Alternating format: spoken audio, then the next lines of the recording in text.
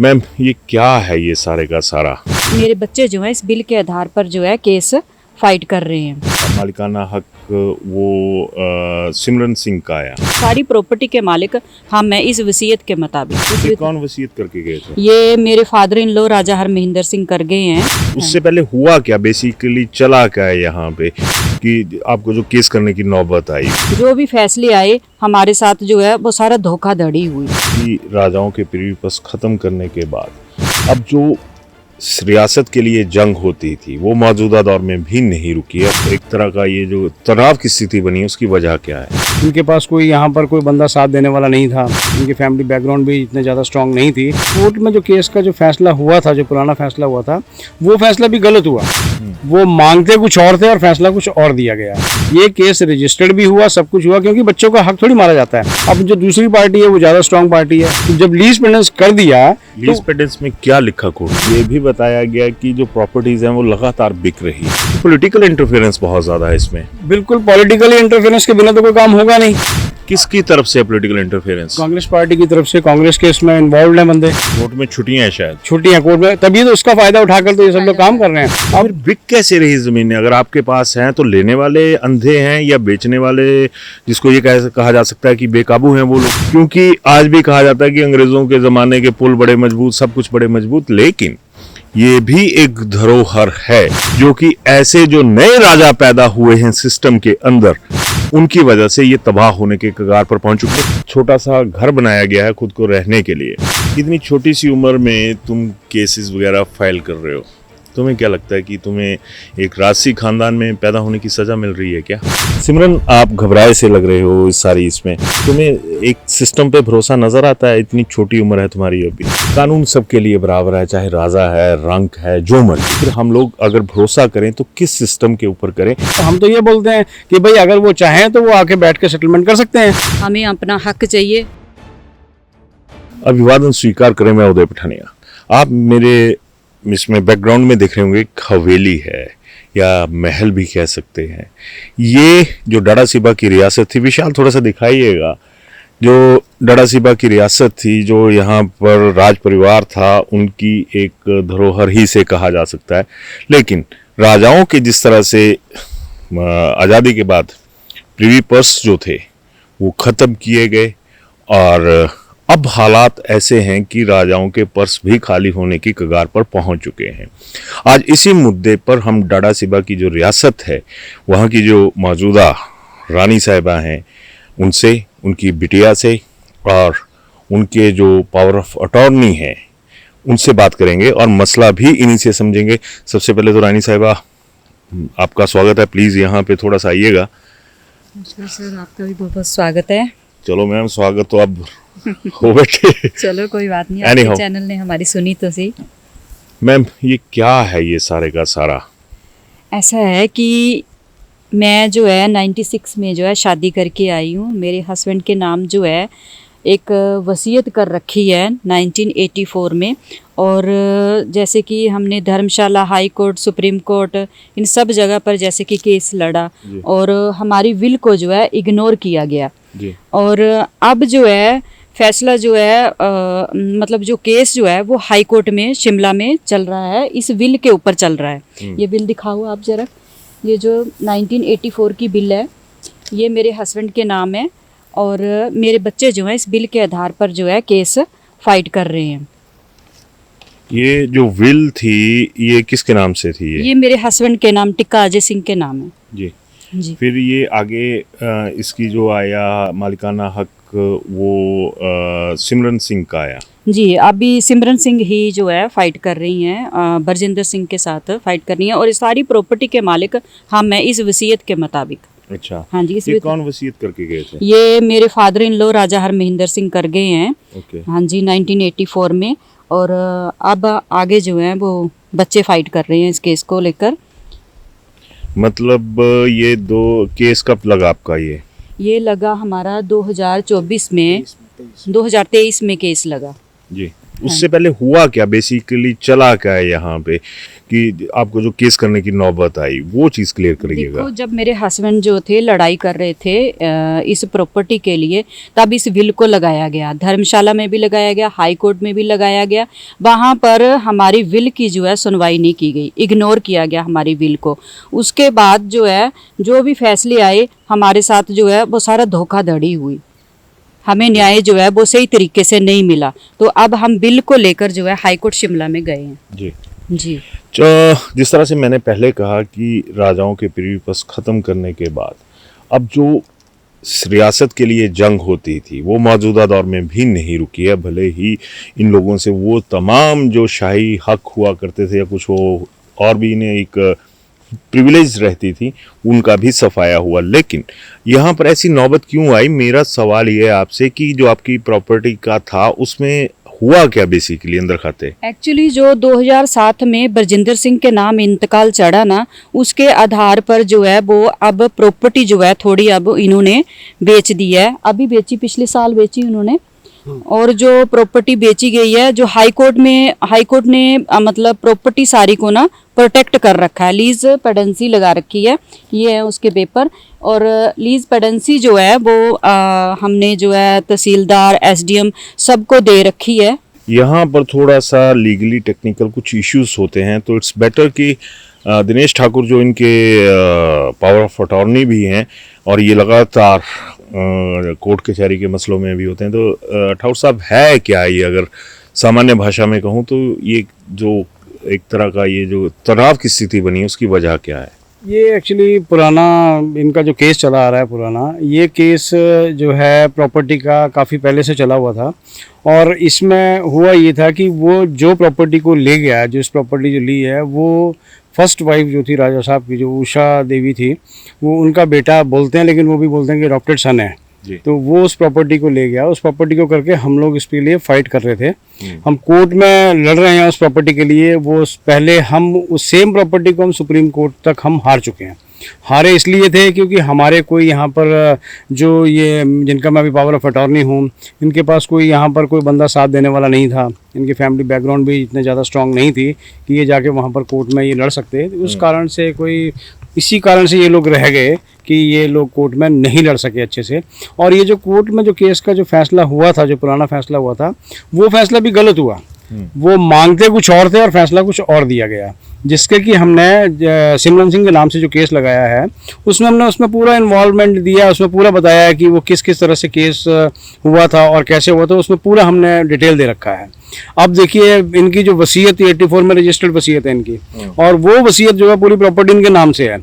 अब केस हम लोगों ने 2023 में किया, केस नंबर 43 है, 43 2023 में। तो उस केस के तहत हम कोर्ट में लड़ रहे हैं। अगर ये प्रॉपर्टी का अगर कोई ऐसा नहीं होता कि इनके फेवर का नहीं होता ये केस, तो ये केस रजिस्टर्ड होना नहीं था। ये केस रजिस्टर्ड भी हुआ, सब कुछ हुआ, क्योंकि बच्चों का हक थोड़ी मारा जाता है, बच्चों का हक तो उनको मिलना चाहिए।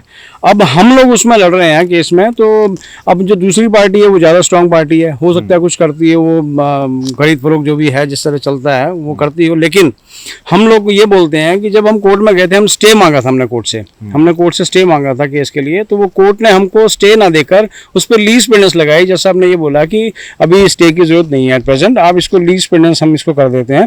तो जब लीज पेंडेंस कर दिया, लीज पेंडेंस में क्या लिखा कोर्ट ने? लीज पेंडेंस में कोर्ट ने ये सारी चीजों को प्रोटेक्ट किया हुआ है। Any alienation during the pendency of the suit is protected by the principle of lease pendens. मतलब जो भी है कि इनके प्रोटेक्ट किया जाए, जो इसके ये मतलब कोई बेची ना जाए और इसके जो एलिनेशन है वो ना किया जाए, पेड़ ना काटे जाए, नेचर ऑफ लैंड चेंज ना किया जाए। अब जिस तरह से मैं भी यहाँ पे चर्चाएं सुन रहा था जब मैं आपकी तरफ आ रहा था, तो ये भी बताया गया कि जो प्रॉपर्टीज हैं वो लगातार बिक रही हैं यहाँ पे आपकी। एक्चुअली पीछे प्रॉपर्टी बिकी थी एक, वो बताया नहीं गया, वो चोरी छिपे प्रॉपर्टी बेची गई, जिसका कि जो रजिस्ट्री वगैरह हुई वो बाहर हुई।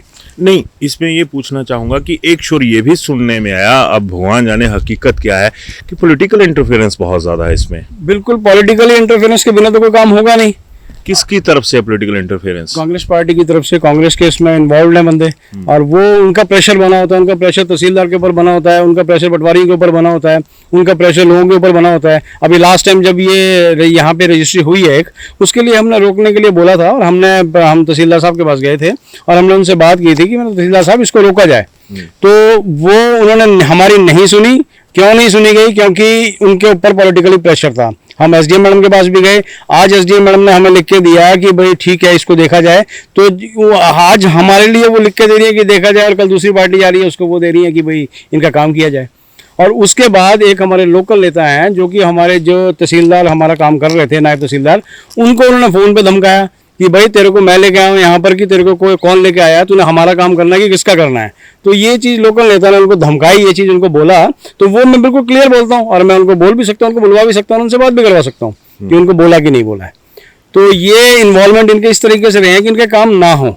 लेकिन हम चाहते हैं कि जब कोर्ट ने एक बार अगर लीज पेंडेंस अगर रोक लगाई है तो भाई इंतजार कर लो, किस बात की देरी है? मार्च महीने में केस लगा हुआ हमारा, कोर्ट में छुट्टियां हैं, शायद छुट्टियां कोर्ट में, तभी तो उसका फायदा उठाकर तो ये सब लोग काम कर रहे हैं। तो हम ये चाहते हैं कि मतलब जब तक अभी मार्च महीने में हमारा केस कोर्ट में लगा हुआ है, उसको सुने क्या होता है, आगे क्या चलता है। पूरी प्रॉपर्टी के मालिक तो हम हैं, पूरी प्रॉपर्टी की वसीयत हमारे नाम से है।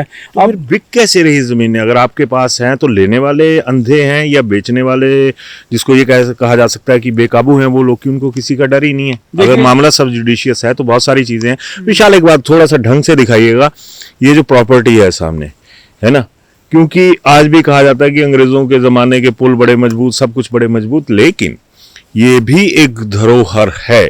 और धरोहर का ये नहीं है कि अगर वो सरकार द्वारा संरक्षित है तभी सब कुछ होना। धरोहरें कुछ ऐसी भी हैं जो कि ऐसे जो नए राजा पैदा हुए हैं सिस्टम के अंदर, उनकी वजह से ये तबाह होने के कगार पर पहुंच चुकी हैं। थोड़ा सा इस तरफ भी दिखाइएगा विशाल, कि इतनी आलीशान एक जो हवेली थी उसका तो मैं अगर सामान्य भाषा में कहूं कि बेड़ा गर्क करके रख दिया।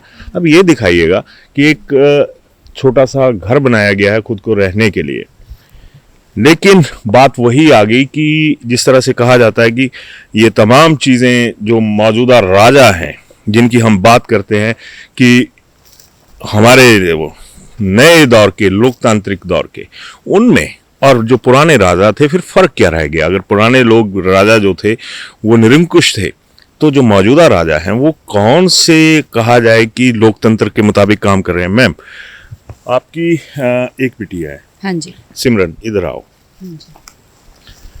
सिमरन, इधर आओ। इतनी छोटी सी उम्र में तुम केसेस वगैरह फाइल कर रहे हो, तुम्हें क्या लगता है कि तुम्हें एक राजसी खानदान में पैदा होने की सजा मिल रही है क्या? हाँ, सजा मिल रही है, बिल्कुल सजा तो मिल रही है। जैसे जैसे मदर ने सजा काटी है वैसे बच्चे भी सजा काट रहे हैं। आप बोल रहे हो ना कि ज़मीन को देने वाले भी अंधे हैं और लेने वाले भी अंधे ही हैं। लेने वाले तो मतलब अगर वो खरीद फरोख्त करते भी हैं ना जगह की, तो वसीयत के हिसाब से प्रॉपर्टी तो हमारी है सारी, ठीक है कि नहीं। अगर केस का कोई फैसला इस तरह से आता है तो वो खुद भी कोर्टों में धक्के खाएंगे और पैसा भी इनका बर्बाद होगा और साहब प्रॉपर्टी भी हाथ से जाएगी। तो हम सभी लोगों से और प्रशासन से अपील करते हैं, एसडीएम से, तहसीलदार से, सभी से यही अपील करते हैं कि जैसे जो कोर्ट ने लेज पेंडेंसी लगा रखा है ना, वैसे ही आप भी प्रोटेक्ट करें इस जगह को। मैं वही मौजूदा दौर के राजाओं की बात कर रहा हूँ कि हमेशा एक पक्ष जो है वो उजला नहीं हो सकता, अंधेरा उस तरफ भी आ सकता है। खैर सिमरन, आप घबराए से लग रहे हो इस सारी इसमें। मैं ये पूछना चाह रहा हूँ बेटा कि ये जब सारी चीज़ें होती हैं तो तुम्हें एक सिस्टम पे भरोसा नज़र आता है? इतनी छोटी उम्र है तुम्हारी अभी। कोर्ट के ऊपर हमें विश्वास है। जैसे मम्मी ने इतने साल केस लड़ा और उनके साथ नाइंसाफ़ी हुई, तो मुझे ये लगता है कि आगे जाके जैसे मैं केस लड़ रही हूँ तो मेरे साथ ऐसा ना हो, बस हमें हक मिल जाए। कानून सबके लिए बराबर है, चाहे राजा है, रंक है, जो मर्जी है, लेकिन यहाँ पर कुछ ना कुछ चीज़ें ऐसी नज़र आ रही हैं जिसमें राजा होने का भी, अगर मैं ये कहूँ कि जिस तरह से अभी तक नजर आ रहा है, बाकी माननीय उच्च न्यायालय में ये मामला चल रहा है, उनसे बढ़िया जजमेंट कोई नहीं दे सकता। पर बात वही आ जाती है कि फिर सिस्टम है किसके लिए? क्या जिस तरह से इन्होंने आरोप लगाए और कहा गया कि सत्ताधारी जो दल है उनके नेता का भी पूरा संरक्षण है, सारी चीज़ें हैं, पारिवारिक लड़ाई अपनी तरफ है, और दूसरी तरफ जब ये इस तरह की चीज़ें सामने आती हैं, फिर हम लोग अगर भरोसा करें तो किस सिस्टम के ऊपर करें, ये आज की डेट में सबसे बड़ा सवाल है। लास्ट में ठाकुर साहब इस तरफ आइएगा, आपको क्या लगता है इस सारे मसले में? देखिए जी, हमको यही लगता है कि ये जो प्रॉपर्टी है ये किसी उसमें बिके ना, और जो इसका ध्यान रखा जाए प्रॉपर्टी का, और इनके पक्ष में इनको प्रॉपर्टी मिलनी चाहिए। हम तो ये बोलते हैं कि भाई अगर वो चाहें तो वो आके बैठ के सेटलमेंट कर सकते हैं, आके जो इनका हक बनता है वो इनका हक इनको दे दें, जो उनका है वो अपना वो रख लें। देखिए परिवार तो एक ही है, ये भी है वो भी है, परिवार तो एक बनता है। तो अगर आधी आधी प्रॉपर्टी बनती है तो आधी आधी प्रॉपर्टी ले लें, या वो ज़्यादा लेना चाहते हैं तो भाई वो इनको 10% कम दे दें, लेकिन कम से कम बैठ के बात तो करें। ये लड़ाइयाँ तो ये चलती रहेंगी कोर्ट केसों में और इनमें, और ये रोज़ आज इनके ऊपर आरोप है, कल वो हमारे ऊपर लगाएंगे, हम इनके ऊपर लगाएंगे, तो ये सब चीज़ें चलेंगी। लेकिन हम चाहते हैं कि इसको प्रॉपर्टी को जो है ये प्रोटेक्ट रखा जाए, और अगर उन तक हमारी आवाज़ जाती है, दिल्ली पहुंचती है हमारी आवाज़, तो वो लोग आके बात कर सकते हैं, सेटलमेंट कर सकते हैं। तो क्योंकि इनका हक तो बनता है। अब 28-29 साल से यहाँ पर रह रहे हैं, ऐसे थोड़ी रह रहे हैं। इनका पंचायत में इनका नाम चला हुआ है, पंचायत में इनका पूरा रिकॉर्ड है, इनके फादर इन लॉ से लेकर और अब तक इनके बच्चों के साथ इनका रिकॉर्ड पंचायत में है, जो कि कोर्ट में पेश किया जाएगा। वो बोलते हैं जी ये तो लीगल एरर नहीं है। क्यों नहीं है भाई?